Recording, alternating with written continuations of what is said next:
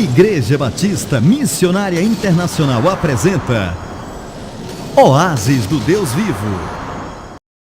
Saudações a todos, que a maravilhosa graça, que a doce paz do Rei Jesus possa encher teu coração, a tua alma, neste dia.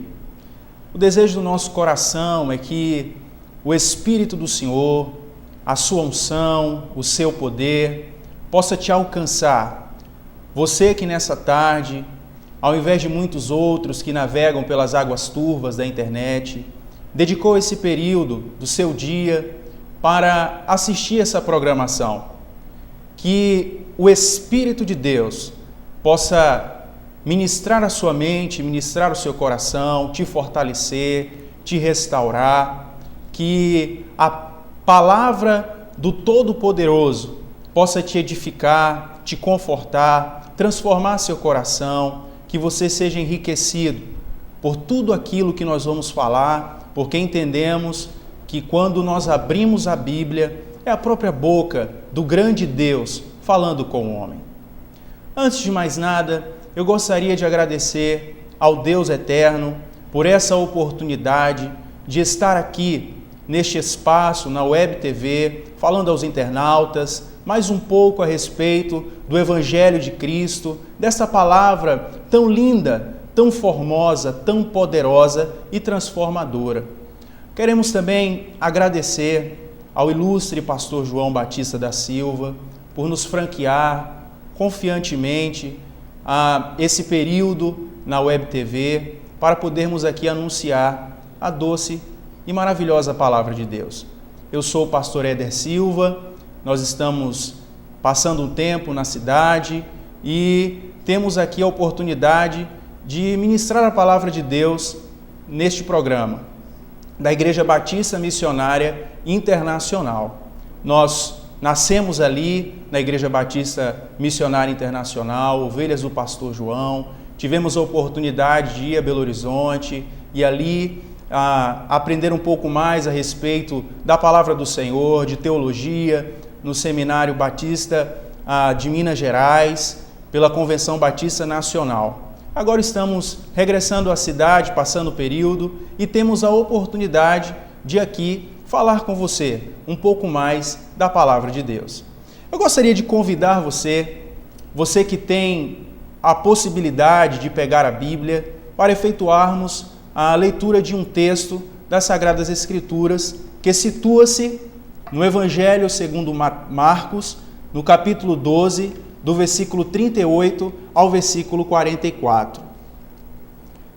Diz assim a palavra do Senhor: E ao ensinar, dizia ele: Guardai-vos dos escribas, que gostam de andar com vestes talares e de saudações nas praças, e das primeiras cadeiras nas sinagogas, e dos primeiros lugares nos banquetes, os quais devoram as casas das viúvas, e para justificar fazem orações longas.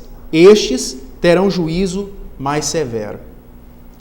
Assentando-se diante do gasofilácio, observava Jesus como o povo lançava ali o dinheiro. Ora, muitos ricos depositavam grandes quantias. Vindo, porém, uma viúva pobre, depositou 2 pequenas moedas, correspondentes a 1 quadrante.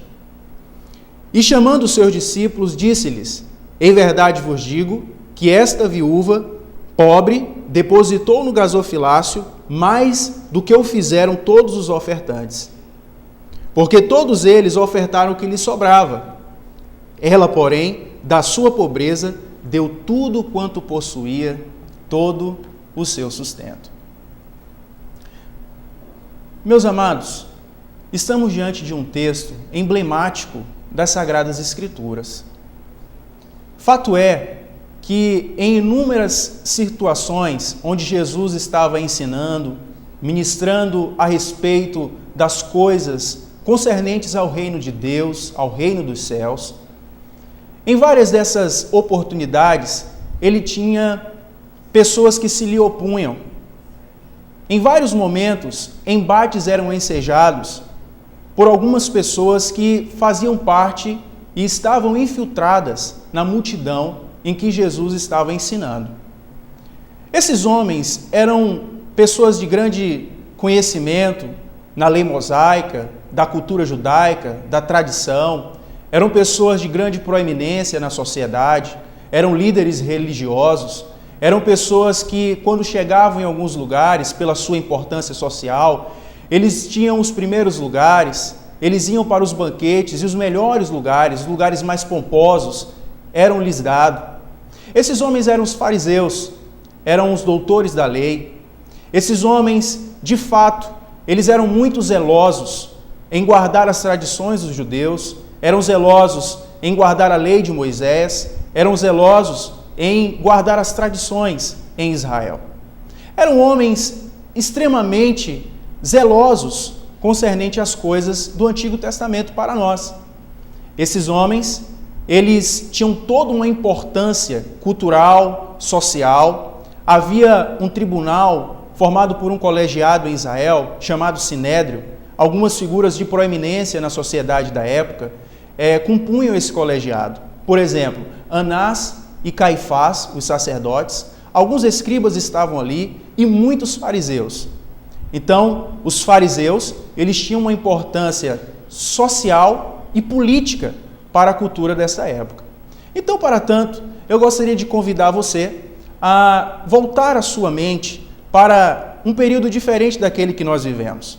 Hoje nós temos acesso a muitas tecnologias, a internet, como nós estamos fazendo uso nesse momento, e várias outras tecnologias na área de informação.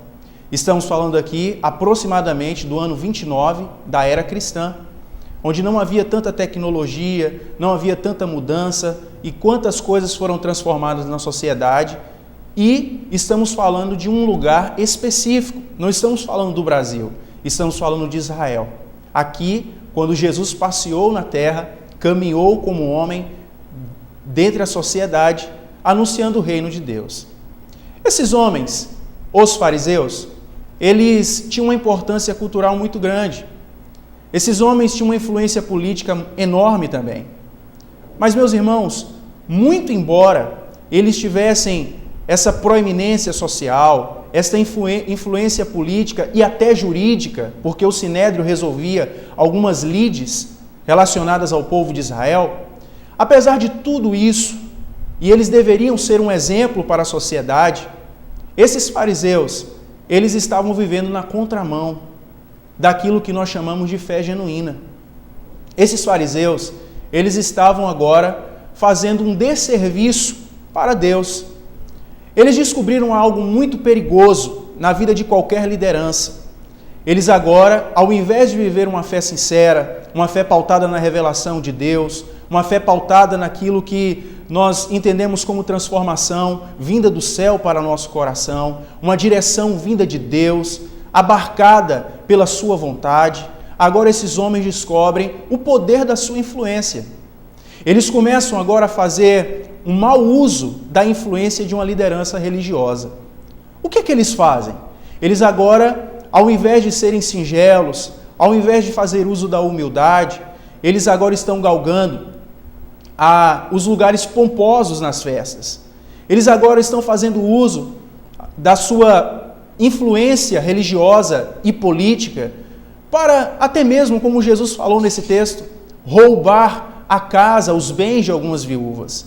Então esses homens, eles se vestiam com roupas talares, eles faziam questão de se vestir muito bem, de aparentar uma excelência na sua vestimenta.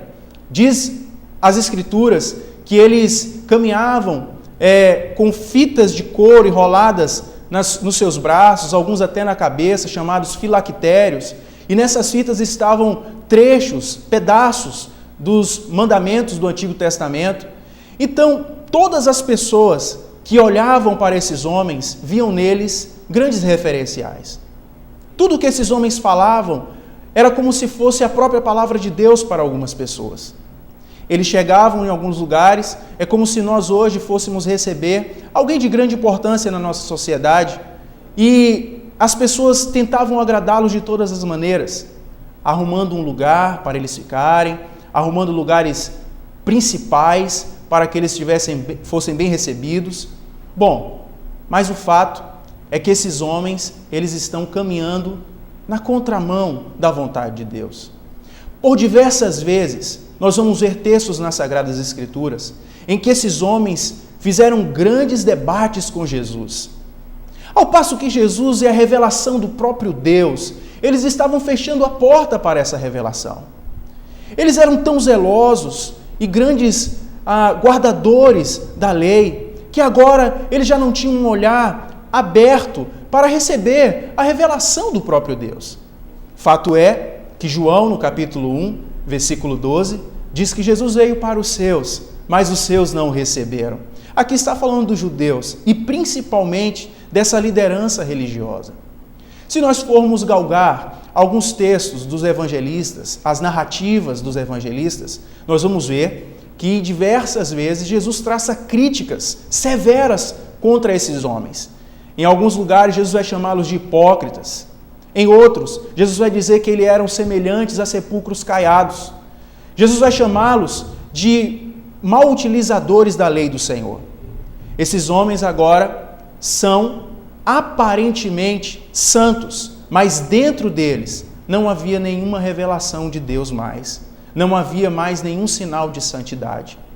Bom, essa é a primeira parte do texto que nós ora lemos. A segunda, eu gostaria de destacar a importância do templo em Israel. Todos nós sabemos que de todas as partes, de todos os diversos lugares, vinham judeus para Jerusalém, para ali oferecerem sacrifício, para ali receberem o alívio na alma do perdão de seus pecados, para que no templo em Jerusalém eles tivessem então a oportunidade de fazer um concerto com Deus.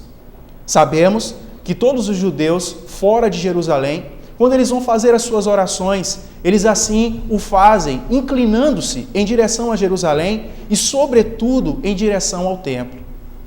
Eu vou chamar a atenção de todos vocês que estão nos assistindo para um outro texto, ainda em Mateus, se você voltar uma página talvez, no capítulo anterior, vai falar que Jesus ele vai entrar em Jerusalém. E quando ele chega em Jerusalém, ele descobre ali algumas pessoas que estão vendendo algumas coisas, os tão chamados e conhecidos cambistas. Esses homens estão ali vendendo animais porque os judeus vinham de outras partes para sacrificarem e cultuarem ao Senhor em Israel.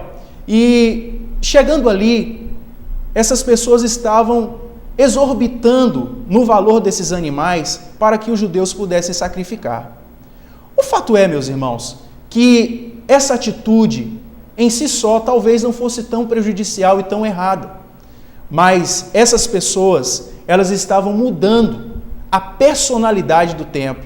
Elas estavam transformando agora o lugar de culto, o lugar de adoração, o lugar onde eles deviam ali se quebrantar e consertar com Deus, agora estavam transformando esse lugar, como Jesus mesmo chamou, um covil de ladrões e salteadores. Então o templo havia perdido esse significado tão grande, esse significado tão importante para essas pessoas. Agora se transformou num lugar de receber lucro, de receber dinheiro, de encher os seus bolsos com grandes quantias. E Jesus faz essa crítica, e ele diz: a casa de meu Pai deve e será chamada como a casa de oração para todos os povos. Então, em primeiro lugar, nós vimos aqui que a liderança religiosa da época havia se corrompido, havia perdido a santidade, a fé genuína, a singeleza de adoração ao Senhor.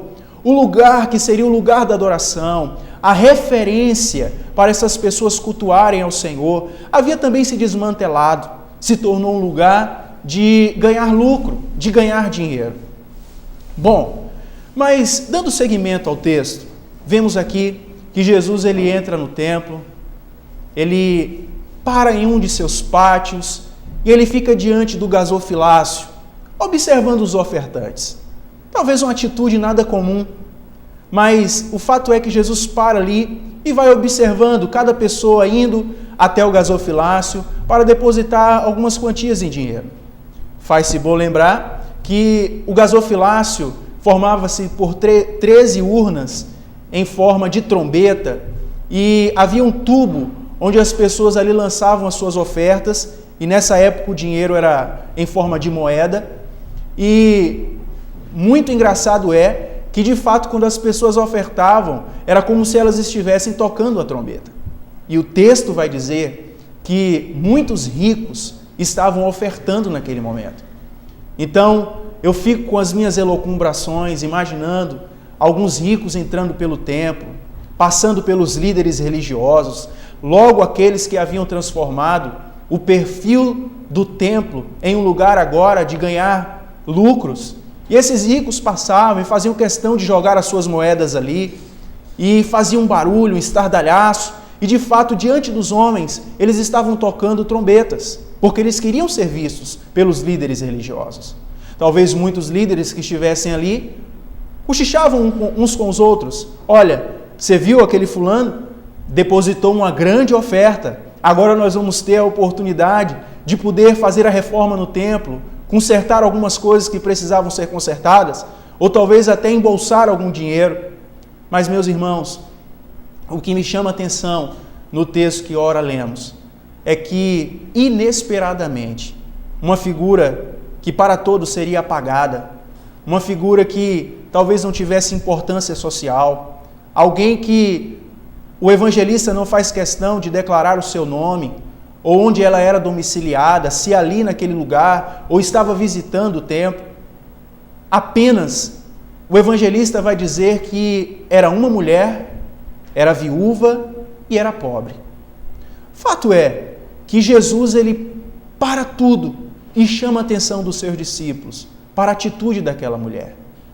Uma mulher que socialmente era viúva, alguém de descrédito na sociedade, que não tinha uma voz ativa na sociedade, e economicamente pobre. Talvez para nós que estamos vivendo neste século tão evoluído, não possamos dimensionar como acontecia neste momento. É preciso que entendamos que aqui estamos no ano 29 da era cristã.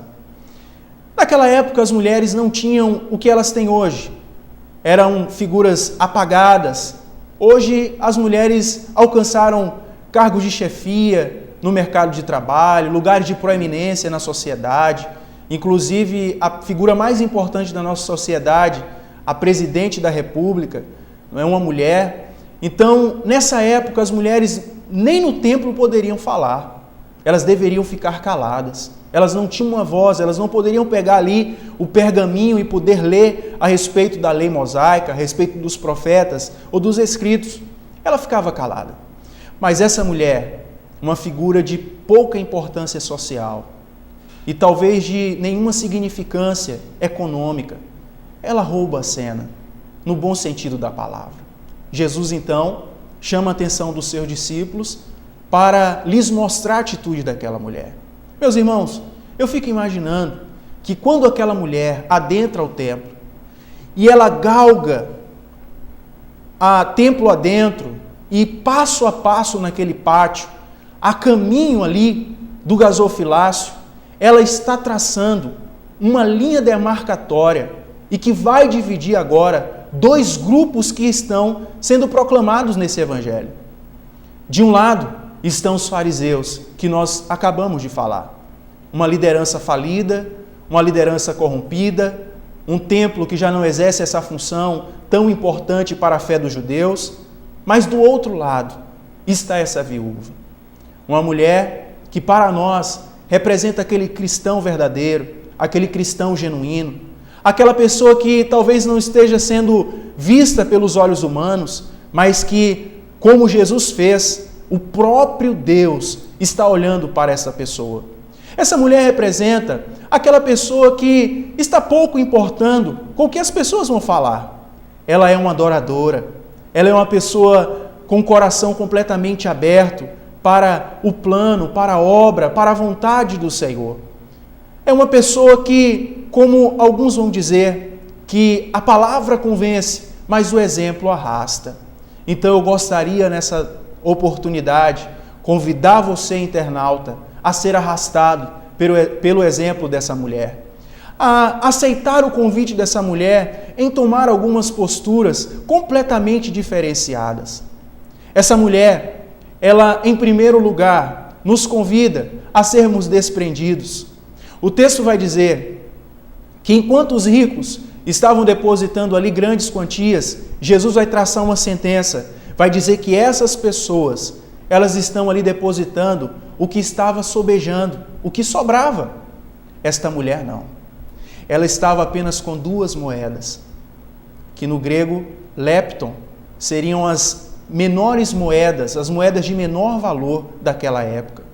Fazendo um estudo, alguns comentaristas vão dizer que essa moeda na década de 80 valeria 25 centavos cada. Hoje, valeria em torno de 10 centavos. A pergunta que eu faço: que valor tem 2 moedinhas de 10 centavos no gasofilácio do templo? Que importância tem essas pequenas moedas de pequeno valor, depositando como oferta para os olhos daqueles homens que deveriam ser o exemplo para a época? Talvez nenhum valor. Mas Jesus vai dizer que aquelas 2 moedas era tudo que aquela mulher tinha. Então, em primeiro lugar, ela está desprendida, meus irmãos. Ela pega tudo quanto ela tem e ela resolve entregar nas mãos do Senhor. É como se ela estivesse dizendo para Deus: Senhor, eu só tenho essas 2 pequenas moedas, que para a economia do meu tempo não tem nenhum valor, mas eu quero dizer para o Senhor: isso é tudo que eu possuo, é tudo que eu tenho, eu quero entregar nas tuas mãos. Irmãos, faz-se bom alvitre nós aclararmos que essa mulher, ela não tinha marido, era uma viúva. E também ela não tinha, de repente, um filho para que pudesse trabalhar e levar o sustento para ela. Tudo que ela tinha era simplesmente 2 moedas, equivalentes a 1 quadrante. Ela então se desprende dessas moedas. É como se ela estivesse dizendo para nós: eu estou me desprendendo de qualquer coisa deste mundo que possa levar a minha confiança, qualquer coisa deste mundo que possa arrebatar a minha confiança, que possa fazer com que eu confie na força do meu braço ou no poder da moeda odierna. Bom, meus irmãos, em segundo lugar, essa mulher está se mostrando devota. Por que devota, pastor? Meus irmãos, ela não entra ali para que o sacerdote visse. Ela não entra ali para que os fariseus a observassem. Penso eu que ela não sabia que Jesus estava vendo ela, então ela não fez aquilo nem para que Jesus visse. Ela entra ali simplesmente para adorar a Deus. Independente do que ela estava vivendo, ela queria tão somente adorar ao Senhor. Independente dela ter perdido o seu esposo, independente dela ser rechaçada pela sociedade, ela queria adorar ao Deus eterno. Ela queria simplesmente abrir o seu coração e dizer: Senhor, junto com essas moedas, que não farão um som tão estardalhante quanto as moedas dos ricos, eu estou entregando o meu coração, eu estou entregando a minha vida, eu estou lançando tudo o que eu tenho nas mãos do Senhor. Ela adorou a Deus. A Bíblia diz que o Pai está à procura de verdadeiros adoradores, que o adorem em espírito e em verdade. Essa mulher, ela partiu para muito mais além do que a rasura dos lábios. Enquanto muitos batiam em seu peito e diziam: olha, eu amo a Deus, eu adoro a Deus, esta mulher, ela simplesmente, em silêncio, entregou junto com aquelas moedas o seu coração em adoração ao Senhor. Quantas pessoas que em determinadas oportunidades em sua vida, por passarem por dificuldades, elas simplesmente se revoltam, voltam as costas para o Senhor, dizem que não querem mais servir a Deus. Essa mulher, pelo contrário, ela simplesmente, apesar de uma situação difícil, apesar das tribulações da vida estarem vindo contra ela, ela resolveu adorar a Deus. Em terceiro lugar, esta mulher, ela mostra dependência. Por que dependência, meus irmãos? Ela já não tinha mais com o que se sustentar. Cada passo que ela dava em direção àquele gasofilácio, ela estava dizendo: Senhor, eu dependia até aqui desse dinheiro, eu dependia até aqui do sistema monetário, mas Senhor, a partir de agora, eu dependo tão somente do Senhor. É o Senhor quem vai me prover, é o Senhor quem vai abrir as portas, é o Senhor que vai fazer acontecer. Eu quero simplesmente depender de Ti, depender da Tua fidelidade, depender do Teu amor tão fiel. Essa mulher mostrou que ela dependia do Senhor. Em quarto e último lugar, essa mulher mostra a distinção. Enquanto a liderança estava desmantelada, enquanto os líderes se haviam corrompido, o templo havia perdido essa função tão graciosa, que é a reconciliação dos homens com Deus. Essa mulher, ela mostra a distinção. Ela simplesmente resolve ir na contramão de tudo aquilo que o sistema religioso estava vivenciando naquele momento. Era a função do templo pegar uma parte das ofertas e destinar para as viúvas pobres. Meus irmãos, olha o que essa mulher faz. Ela estava dizendo, independente do que os fariseus estiverem fazendo, independente do que os líderes religiosos estiverem fazendo, independente dessa referência do templo e dos líderes já esteja perdida, eu sei em quem eu creio. Eu sei quem eu sirvo. Ele é o Deus eterno e eu vou fazer a diferença. Essa mulher simplesmente resolveu fazer a diferença naquele momento. A atitude dessa mulher mostra para todos nós que nós, independente de qualquer circunstância, das falhas humanas, precisamos ter essa fidelidade ao Senhor, ter esse desprendimento e ser distintos, fazermos a diferença. Então, pense junto comigo. Meus irmãos, junto com essa mulher, precisamos ser desprendidos.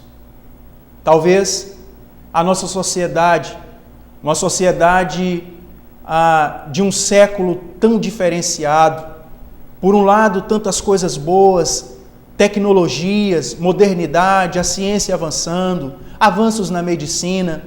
Meus irmãos, vemos por um outro lado as crises sociais, os problemas sociais.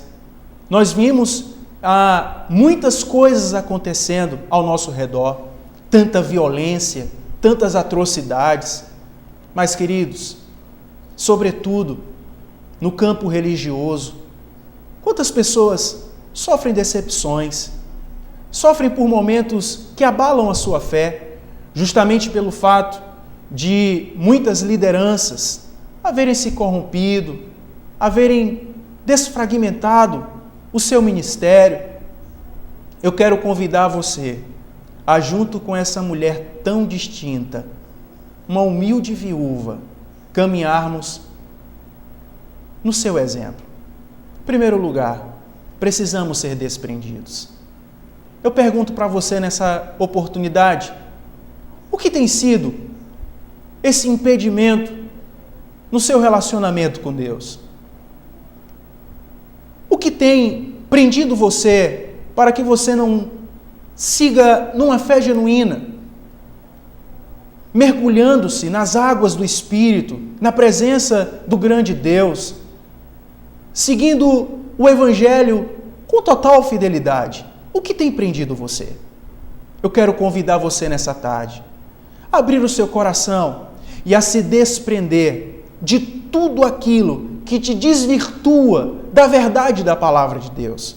Talvez uma faculdade onde você foi assolapado por tantas filosofias de professores que não têm o temor de Deus, pessoas que são detratoras, pessoas que não têm nenhum tipo de fé, mas resolvem então combater a fé de genuínos cristãos. Eu quero convidar você a se desprender dessas coisas. Em segundo lugar, eu convido você à devoção. Meus irmãos, nós entendemos que na nossa vida passamos por tantas tribulações, por tantos momentos ímpares, difíceis de se enfrentar. Mas eu quero te convidar, independente do que estiver acontecendo na sua vida, não perca o foco, não perca o alvo. o Senhor está olhando para você. Seja devoto, não é? Ser devoto é devolver um voto. Então, se Jesus deu a própria vida por você, devolva com a sua própria vida também. Adore ao Senhor, faça como Jó, independente das coisas estarem desmoronando. A família de Jó foi totalmente assolada pela morte, os seus negócios, as suas finanças, mas Jó simplesmente declarou adoração ao nome do Senhor. Lembro-me do Salmo de capítulo 13, quando o salmista Davi, ele está sendo perseguido por Saul, e em meio àquela perseguição, tanta tribulação, ele inicia o salmo questionando ao Senhor, dizendo: até quando, meu Deus? Até quando o meu inimigo se rirá de mim? Até quando essas coisas estarão acontecendo? Talvez você que está me assistindo agora, você possa estar dizendo a mesma coisa. Até quando, meu Deus? Até quando as coisas serão tão difíceis? Até quando isso acontecerá comigo? Até quando eu sofrerei perseguição? Eu convido você, servo do Deus Altíssimo, adore ao Senhor. Adore em meio às tribulações, adore em meio à tempestade. O salmista Davi termina o Salmo 13 agradecendo ao Senhor, louvando por tudo quanto o Senhor tem feito de bem para a vida dele. Faça isso também, adore a Deus, faça como essa viúva que não olhou para a direita, para a esquerda, mas simplesmente tinha um alvo: entregar-se a Deus. Eu queria convidar você também a, junto com essa mulher, depender de Deus. Certa vez, alguém tentando definir a palavra humildade, disse o seguinte: humildade é quando nós preparamos tudo, fizemos tudo que humanamente poderíamos fazer, mas temos a convicção de que se Deus não estiver conosco, nada irá prosperar. Você que é professor, você que é policial, você que é profissional liberal, um médico, você que me assiste agora, eu gostaria que você entendesse o seguinte: independente das nossas manobras humanas, precisamos depender de Deus. Se há alguém que pode mudar o quadro da nossa história, se há alguém de fato que pode resolver as coisas ao nosso favor, esse alguém é o Deus eterno. A Bíblia diz que desde a antiguidade nunca se viu, jamais se ouviu dizer um Deus semelhante ao nosso, que trabalha em favor daqueles que nele esperam. Meus irmãos, o nosso Deus é aquele que chama à existência o que não existe como se já existisse. É aquele que abre portas onde não existem portas. Eu quero chamar a sua atenção, servo de Deus, continua confiando no Senhor, continua dependendo dEle, sabendo que Ele é o teu pastor e nada vai te faltar. Meu querido, confia nele, porque a Bíblia diz que os que esperam no Senhor são como os montes de Sião, que não se abalam, mas permanecem para sempre. Em quarto lugar, eu gostaria de convidar você a seguir esse exemplo poderoso dessa senhora. Seja distinto. Independente do que aconteceu na vida do outro, independente do que aconteceu na vida de terceiros, eu gostaria de convidar você que me assiste agora, seja distinto, faça a diferença. Jesus nos chamou para ser sal da terra e luz deste mundo. Enquanto os fariseus estiverem exercendo um desserviço ao reino de Deus, independa disso. Saiba em quem você tem crido. Lembre-se da palavra do Senhor para a sua vida. Lembre-se das promessas de Deus para você.